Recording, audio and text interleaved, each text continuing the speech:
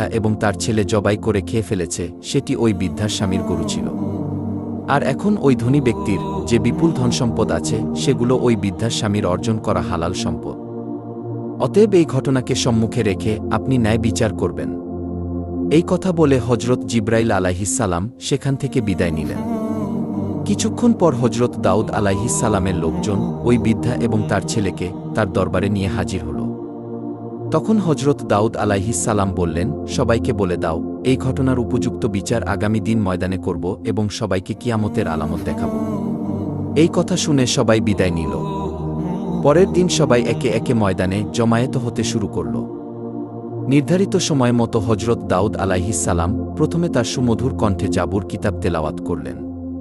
সমস্ত মানুষ তার সুমধুর কণ্ঠে জাবুর কিতাব তেলাওয়াত মনোমুগ্ধ হয়ে শুনল। অবশেষে হজরত দাউদ আলাইহিসসালাম ওই ধনী ব্যক্তি এবং বৃদ্ধা ও তার ছেলেকে